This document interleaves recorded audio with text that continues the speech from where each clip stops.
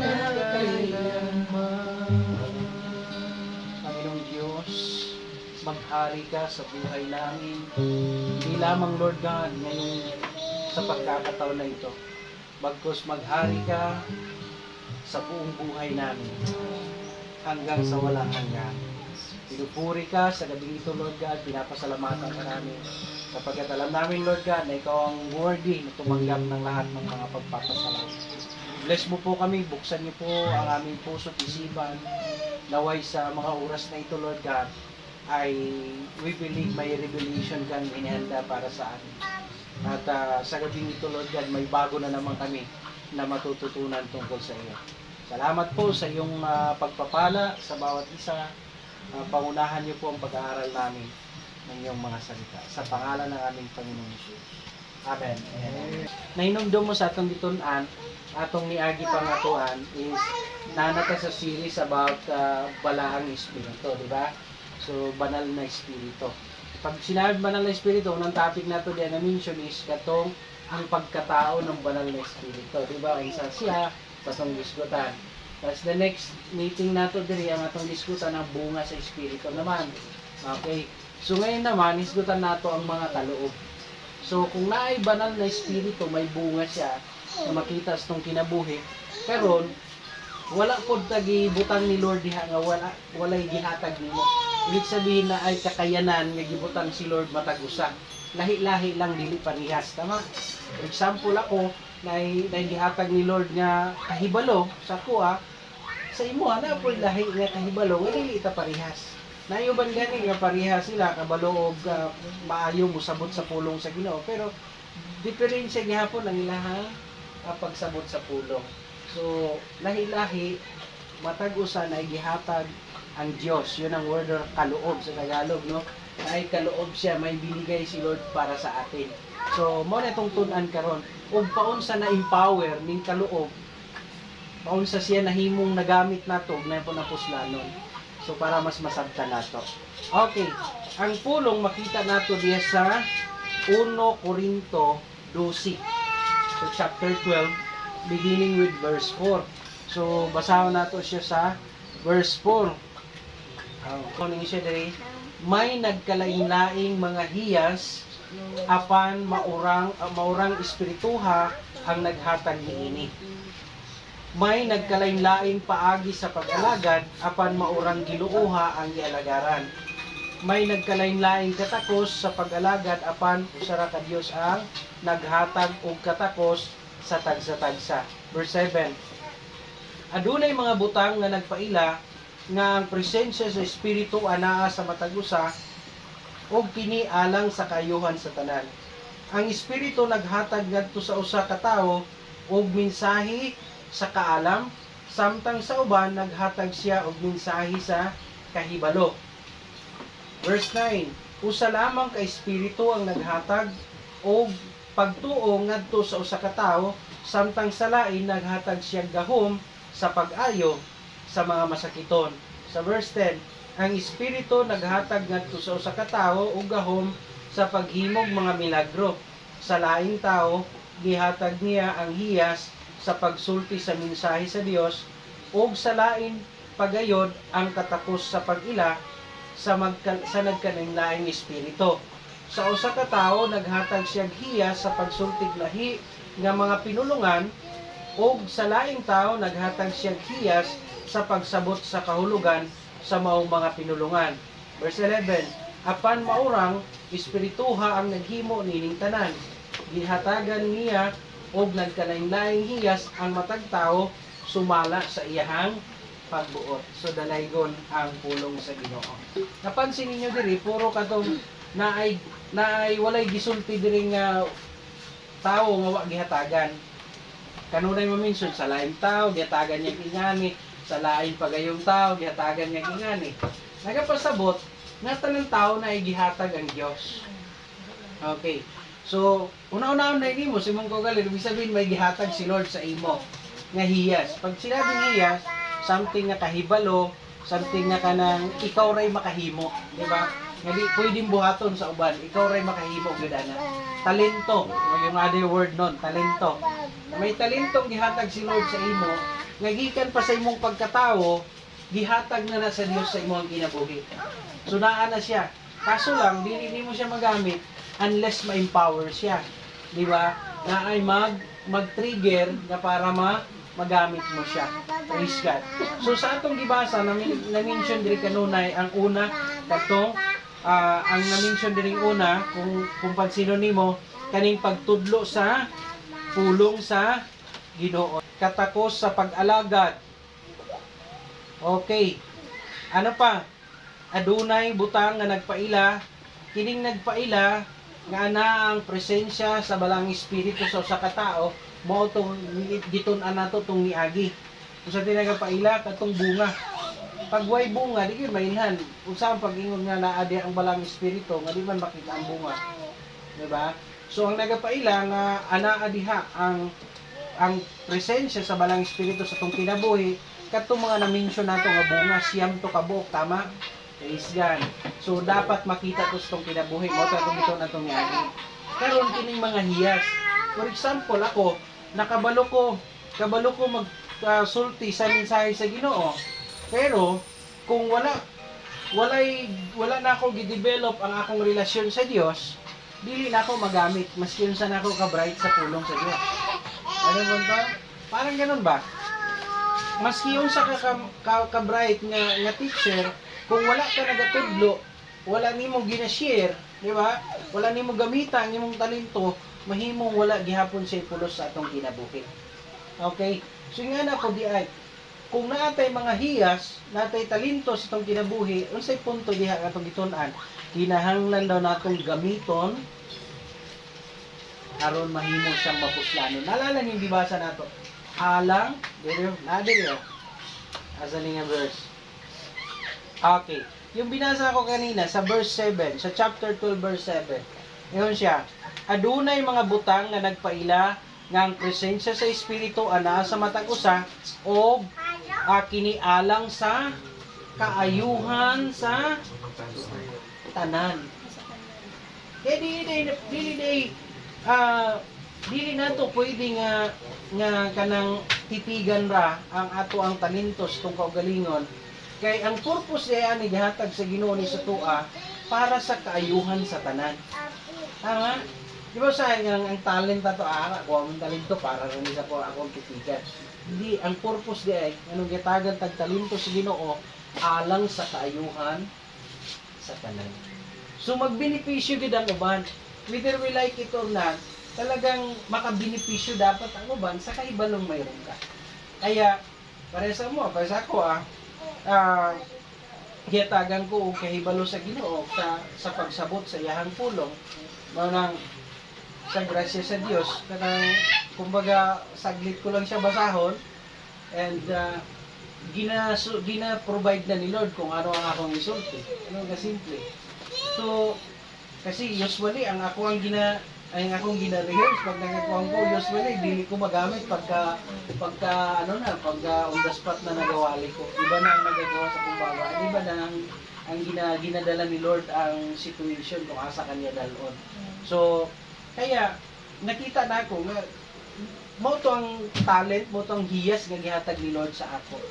And I need to use it for the benefit of others.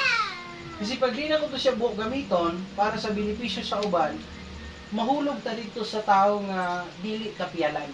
Kaya mo pagka gihatag sa imo, gipiyal sa imo. Tama? Pag once dili nimo siya gamiton, naalala niyo itong itong gibinlan og 5 katalento, di ba? 5 talents, tapos 2 and 1. Yun ang binigay, di ba? 5, 2, and 1.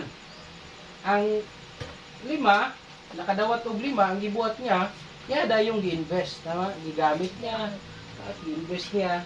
O pagbalik sa galon, itubo og laing 5. Katong 5 nga gihatag siya, itubo og laing 5. Ang nakadawat po og 2, gi-invest po niya. So, mao gihapon, nitubo po og laing 2. Ang 2 nga yang nadawat sa Dios, nitubo og laing 2. Apan kadtong nakadawat og usara sa gibuhat, nagkalot siya sa yuta, tapos gilubong niya tong nadawat niya sa Ginoo, katong talentong nadawat niya sa Ginoo, gilubong niya sa yuta. Pagbalik sa agalon, gikuha niya, giuli. Unsa itubag sa Ginoo sa iyaha? Sa iyang agalon. Walay pulos, yun, hindi yun pala, yung word, tapulan o guway pulos nga sulugon. Hindi mo napaka-words yun. Mahulog data dito sa tapulan o buhay pulos nga sulugoon kung kadtong hiyas itong talentong gihatag sa Ginoo sa tuwa dili nato gamiton for the benefit of others, di ba?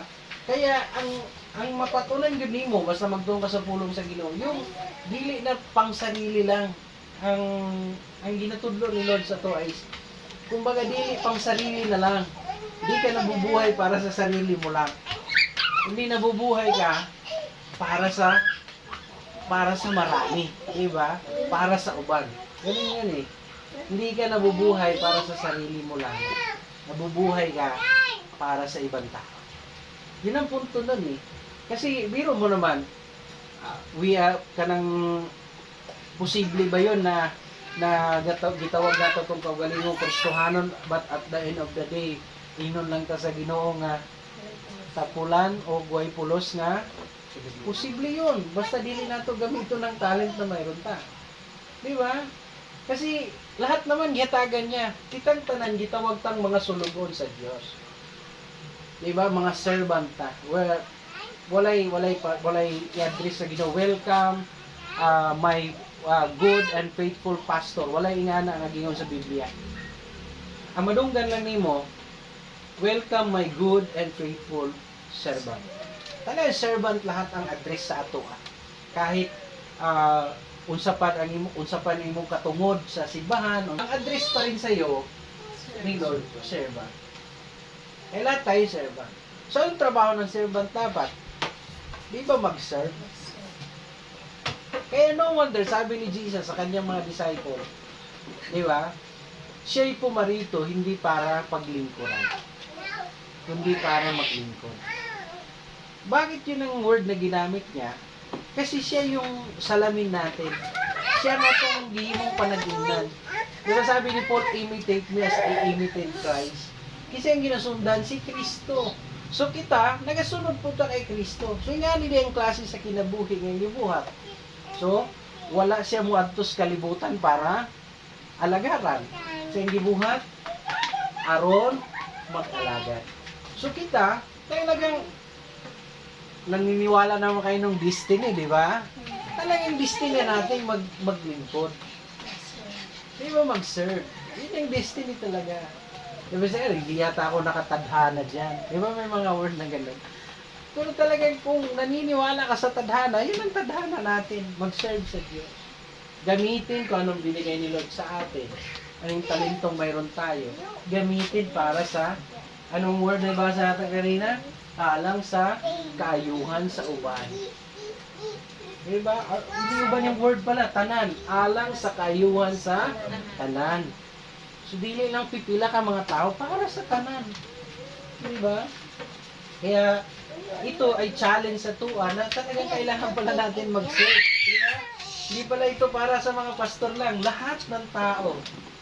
Tanan. Kailangan maglingkod, gamitin kung anong mayroon ka. Di ba yung sabi dyan?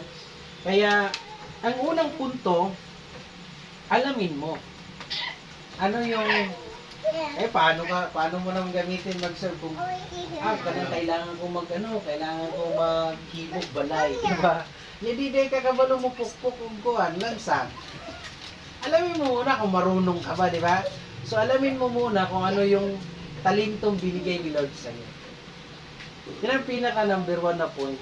Kailangan alamin mo, ano ba yung talent na mayroon ako? Hindi ko pinag-aralan, pero marunong ako, parang gano'n ba? Walang nagturo, pero alam ko, madaling gawin. For example, yung pagluluto, di ba? Hindi ka naman tinuro, hindi ka nag-aral magluto, pero matuto kang magluto. Alam mo magluto. Tulad sa akin, isang talent binigay ni Lord sa akin. Di naman ako nag-aral ng engineering. Never na sugatan nako ang topics, kahit isang topic lang o isang lang na patungkol sa engineering. Wala. Pero pagharap ko ng plano, mga engineer ang gumawa, ang bilis kong malaman yung mga signs, anong ibig sabihin nito, di ba? Madali ko natutunan. Sabi, bakit ko alam ito mga ito? Saka ko naisip na yun ang paraan ni Lord para kumita din ako. Minsan magkaroon ako ng kabuhayan. Hindi ko pinag-aralan, pero bakit ko alam? Dahil sa grasya ni Lord. Amen. Kasi kung pinag-aralan ko yun, masasabi ko, naku, buti na lang, alam, nadaanan ko. Pero hindi ko nadaanan. Di ba? Pero, nagagawa ko. Bakit nagagawa? Kasi nga, yun ang paraan ni Lord din para tulungan ka. Ngayon, ang punto ganito, alamin muna natin. Pag alam mo na, anong gagawin mo?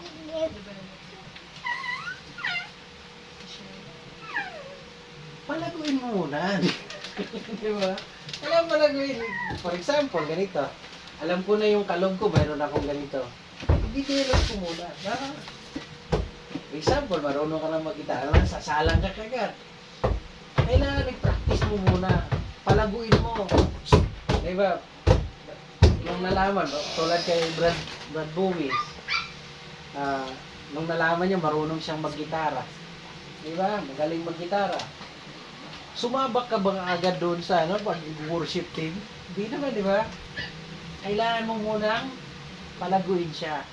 Kailangan mo munang bansayon. I-practice. Kailangan mo na i-develop. Kasama ng paghingi ng tulong sa banal na Espiritu. Kasi siya mag-empower noon. Kahit marunong ka, tingnan nyo, maraming marunong mag-gitara. Pero pag pinatayo mo na sa harap, walang anointing kasi walang Holy Spirit. Kahit gaano kagaling yung tao, pag walang empowerment ng banal na Espiritu, anong mangyayari? Alam mo yun, yung parang walang laman. Di ba? Walay unod. Di ba? Yung gano'n. Gaano kagaling. Pero parang walang tama, walang epekto ba? Napakagandang tumugtog. Pero parang lang, basta parang dumaan lang, narinig mo. Galing, ganda, no? Pero parang walang epekto sa ato. Iba talaga pagka, pero alam niyo tao, kahit di ka gaano kagaling, pero empowered siya. Alam mo, simpleng awitan lang, nag-iiyakan yung mga tao. Diba? Empowered siya, hindi siyang gumagalaw actually.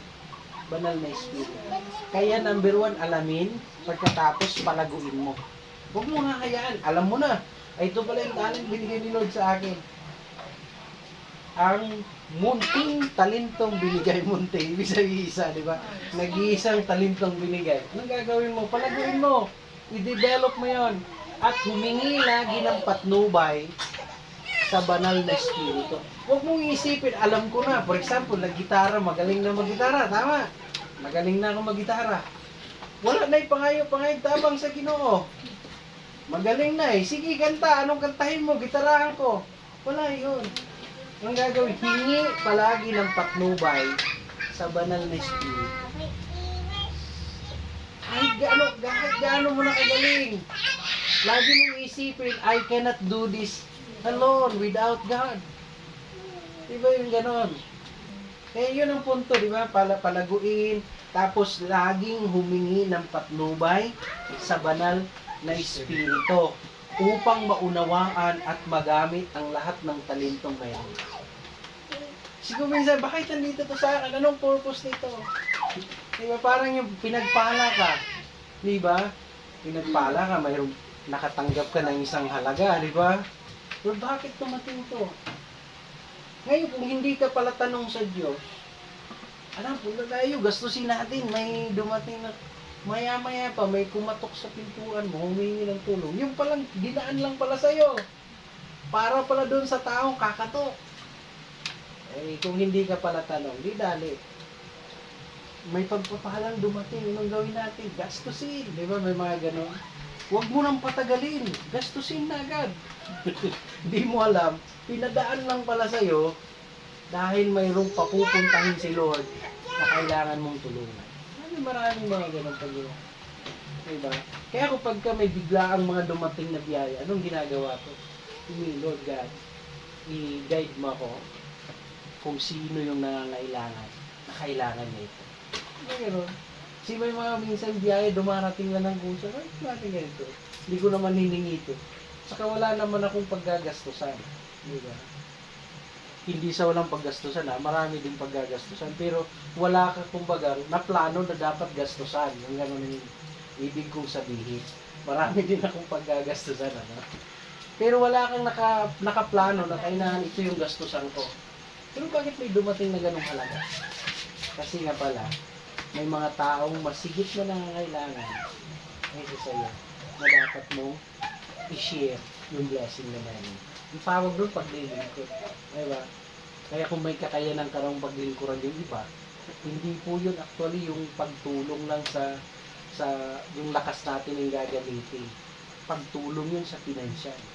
Lahat ng uri ng kakayanan, diba, na may tulong mo sa iba. Ang tawag nun paglilingkod. Diba? Kaya ang paglilingkod, hindi lang yung naglilingkod ka sa church. Lahat ng ginawa mo sa kapwa mo, nga nakabenepisyo ang uban. Ang tawag noon, paglilingkod. Yun ang accounted, or yun ang counted doon sa kaharian ng langit. Kasi sabi ng Bible, what you did to the least of my brethren, you did it unto me. Ibig sabihin yun ang nililista, yung ginagawa mo sa iba. Kaya kung gusto mo marami good ang lista mo, eh lahat good ang gawin mo sa kapwa mo. Kasi ang ililista pala niya, yung mga ginawa mo sa kapwa. Ngayon, pag gumawa ka na hindi maganda sa kapwa mo, yun din ang ililista doon. Tayo po gawa natin. So, naunawaan natin yung tatlo. Ano yung una, alamin. Pangalawa, pagkatapos mong alamin, palaguin. Pangatlo, ngayong lumalago na, huwag lumaki ulo. Di ba? Sabi, lumalaki ulo. Hindi na humihingi ng patnubay. Kahit marunong ka na, Lord, tulungan mo ako. Kahit magaling ka ng kumanta, Lord, tulungan mo ako. I-guide mo aking mga bibig para ang pagpupuri ay magbibigay sa iyo ng tuwa. Di ba? Pag mga ganon, kasi kung minsan, ang ganda na natin, ang gandang kumanta, pero parang walang saysay. Next na ito mga iksokon. Okay, ano pa? Ang pang-apat na punto, ngayon, humihingi ka ng patnubay, kaya hihinto lang doon. Anong gagawin? Maglingkod sa katawan ni Kristo. Pag meaning, katawan ni Kristo, simbahan yun. Tama. Maglingkod sa katawan ni Kristo. Sino yung katawan ni Kristo? Isa yung simbahan. Siyang ulo. Ang katawan, church. Yun ang sabi ng Bible. So, maglingkod sa katawan ni Kristo. Ibig sabihin, magsiserve ka talaga sa church. Ibig sabihin, may bahagi ka. Alam niyo, mga pagpasok ng year 2024, laging laman ng preaching ko yung dapat bahagi ka sa simbahan. Hindi ka lang taga-simba, hindi ka lang taga-pakinig. Dapat may parte ka. Para pag lumago yung simbahan, kasama ka sa kulto. Ibig sabihin, ay, naku, parte kami dyan eh. Diba, isa ako doon. May mga ganoon. Kaya napuno pala yung church na yun dahil isa ako doon. May alam mong gano'n. So, may ginawa ka. Yun, may kwento ka. Ano pa? Maglingkod sa katawan ni Kristo at hindi lang naglilingkod tapos walang nangyari, maglingkod na nakakaapekto sa mundo sa pamamagitan ng paggamit ng iyong kaloob. Kaya namang pag-alagad nga, mapiktahan ang uban. Mayroon kasing naglilingkod na parang walay ano ba? Alam niyo ba yung pagkadumaan ka sa maputik, kailangan may marka na maiwan. Gets niyo po doon? Pag naglilingkod ka, kailangan pala may marka na maiiwan. Naman, ako, salamat na lang kay kapatid kung wala siya. Nako, may marka na maiiwan. May footprints ba? Na alam na galing ka roon. Yun yung ibig sabihin nun. Kung maglilingkod ka, kung sa ano, kung sa magnanakaw, huwag mag-iwan ng anumang bakas ng ebidensya. Sa paglilingkod, kailangan may maiwan. Di ba? Kailangan naglilingkod ka, hindi yung parang walang nangyari. Kailangan may makita silang bakas na talagang naglilingkod ka. Masasabi ng mga tao nakakita, wow, kung hindi pa siguro sa kanya, no? Hindi ko makikilalan ko. So, di ba? Dapat mayroong marka na naiwan. Mahirap pagka naglingkod ka tapos walang marka na naiwan, di ba? Praise God. Ano pa? Tapos na tayo doon sa maglingkod sa katawan ni Kristo na nakakaapekto sa mundo sa pamamagitan ng paggamit ng ating mga kaloob. Ngayon, pwede ding lumaki ang ulo mo pagka ano na, di ba, nagamit mo. Para maiwasan ulit yon, igalang mo yung kaloob ng iba. Kasi kung minsan, may pinagkalooban ng kaunti lang. Tapos ikaw ngayon, dahil magaling ka na, for example, ikaw galing ka na, worship leader ka. Tapos may panibagong worship leader, yabagon ka ayo. Kung minsan, inaano natin, di ba? Nada-judge mo na, ano ba yan? Kanangalang kumanta, di ba ganun? Igalang pala natin. Di ba? Kaya ako, tingnan nyo, yung prayer and fasting natin nung nakaraang Sabado, hindi na ako nag-preach. Sila na.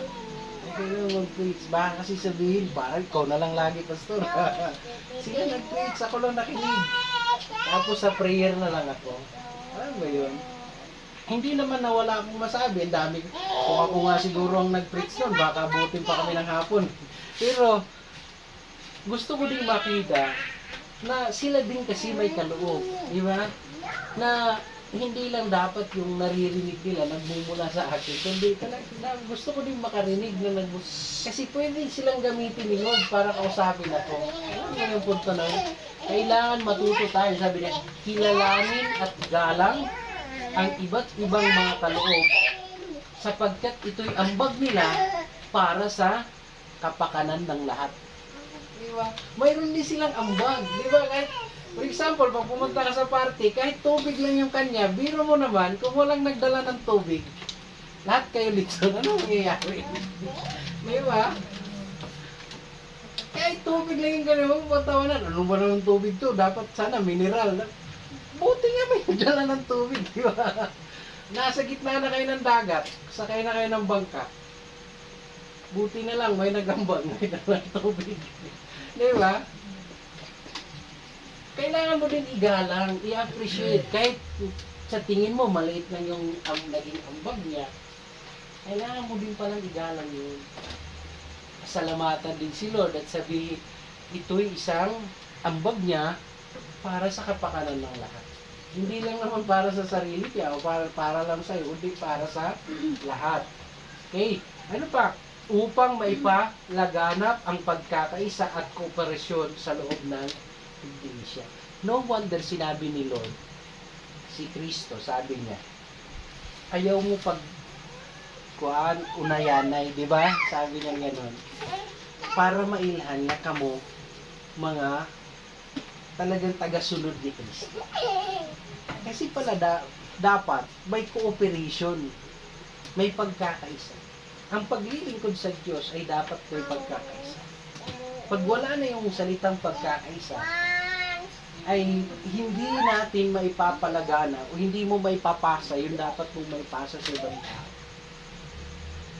For example, kami mag-asawa, kung iba-ibang lingwahe namin, paano namin ipapasa yung salita ng Diyos sa ibang tao? Kailangan, mayroong cooperation ulit sa amin. Na kung ano yung lingwaheng gamit mo, yun din yung ipapasa. Yun din dapat ang sasabayan niya. Hindi lang, kung yun ang lingwahe, yun yung sasabayan ko. Ganun kasimple, para matanggap ng iba. Kasi pag iba-iba kami, for example, sinabi kong ganito ang gawin, tapos sasabihin naman niya, ay wag na yun, ganito ang gawin natin. Ano mangyayari? Di ba? Magkakaroon ng misunderstanding. Pwedeng nakarinig sa kanya, baka sinabi ng husband niya, ganito ang gawin, kasi sabi niya, ganito ang gawin. Magkakaiba na kayo ngayon. Dapat iisa lang ang mayroong tinatawag na cooperation o pagkakaisa. Naman ba natin mga kapatid? Diba, mahalaga yun ha? Una, alamin. Pag alam mo na kung anong talent mo, palaguin mo. Pag dahan-daan ng lumago, pwede din lumago ang ulo, di ba? Praise God. Pwede din maging hambog yung tao. Kasi yun ang iniiwasan talaga. Kasi nga alam nyo, si Lucifer, ang tawag yan, napakagandang pangalan niyang Lucifer eh. Wala pa namang nanay na nagpangalan ng anak niyang Lucifer. Pero napakaganda yan. Ang meaning yan, worshiper. Diba? Yung salitang Lucifer, worshiper po. Napakaganda na meaning. Pero dahil siya ang Ibig sabihin siya, napakagandang mag-worship. Pag Lucy doon na, Jurin Lucy. oh, Lucy. Lucy. Diba? Kaya lumaki ang ulo niya. Kaya sa kaganda naman, walang papantay sa kanya, di ba? Siya ang pinaka the best mag-worship. Buti na lang naalala ko. Buti na lang walang nagpangalan. Ano. Ako pa naman, mahilig akong alamin yung mga meaning ng pangalan. Dahil ako naman. Yung mga anak ko, puro may mga meaning yung mga pangalan niya. Kaya, yung mga biblical meaning talaga. Lumaking ulo ni Lucifer, kaya nangyari, gusto na niyang higitan ng Diyos. Pagka nagkaroon ka na ng overconfident ka na sa sarili mo, o minsan gusto mo nang palitan, Pastor, ang sila dyan, ako na, kaya ko na. Espiritu mo naman, kahit ugod-ugod na yung pastor, di ba? Kahit hirap na nga pumunta sa pulpito Espiritu pa rin, hanggat kaya pa ba sa tulungan kita? Ganun lagi. Huwag yun, huwag mo agad, kumbaga irespeto mo kanina una. Yung gagawin pala, pagka lumalago na yung talentong mayroon ka, laging humingi pa rin ng patnubay sa banal na Espiritu. Huwag kakalimutan yun. Lord, tulong. Kahit parang alam na alam mo nang gagawin mo, hingi pa rin ng tulong. Diba? Parang yung naiirita na tuloy ang nanay. Ano ka ba? Tagal mo na dito, tanong ka ng tanong. Asan yung palengke na? Asan ko? Diba? Laging nagtatanong. Hindi po masama yun. Tao lang po naiirita, pero si Lord hindi. Pagpalatanong kayo ng gusto ng Panginoon. Ibig sabihin, umaasa ka sa Kanya. Pero ang tao, di ba? Naiirita yan. Nagagalit yan. Diba? Pero si Lord hindi. Ano pa yung next na punto? Na pagkatapos ay lagi kang humihingi ng patnubay sa Panginoon, anong gagawin? Yung pang-apat ay maglingkod sa katawan ni Kristo. Ibig sabihin, gamitin mo yung talent na mayroon ka sa paglilingkod sa simbahan. Tapos, habang naglilingkod ka sa simbahan, siguraduhin mo yung paglilingkod mo nakaapekto sa buhay ng iba. Yung may markang naiiwan, na maaalala nila, yung pagkasi kumanta kasi iba yung dating Yung may markang naiiwan. Mahirap po kasi pag walang marka. Diba? Na parang pagkatapos, parang yung malakas na sasakyan, lakas ng takbo, diba? Pagdaan, lakas. Maya-maya, wala na. Dahan-dahan na nawawala yung boses niya. Pero ang ganda-ganda ng sasakyan, diba? Anong tawag yan? Ano yung mamahaling alam yung sasakyan? Sports cars, diba? Lakas ng tunog, di ba? Pagdaan sa wow! Maya-maya, wala na yung wow. Dapat may markang naiiwan na hindi nila nakakalimutan na kahit tulog na sila, naalala pa rin nila. Iba talaga. May parang may marka. And then, higit sa lahat, ano pa yon? Irespeto, kilalanin at irespeto yung talento ng iba. Huwag natin isipin tayo ng pinakamagaling. Kaya lagi kong turo, isipin mo mas magaling siya para irespeto mo siya. Kasi pag tingin mo magaling, wala kayo. Kakain pa kayo ng maraming bigas. Parang ganun. So, tingin mo nga sa sarili mo, ikaw lang pinakamagaling. May kilala akong ganun Pagdating sa lutuan, kakain sila ng alikabok sa akin. May nagsabi sa akin ngayon, Brad, huwag masyadong mataas. Masakit pag bumagsak. Sabi, yun naman ang sabi ko sa kanya. Huwag mo masyadong taasan. Kasi masakit pag bumagsak. Ewan ko kung nag-gets niya o hindi. Bahala siya. Kasi sabi ko, pagdating sa lutuan, Brad, kakain sila nagkabuk sa akin. Sabi ko, saan pala kayo magluto? Sa kalsada. Lala nyo, ang punto nun, huwag tayong maging hambog.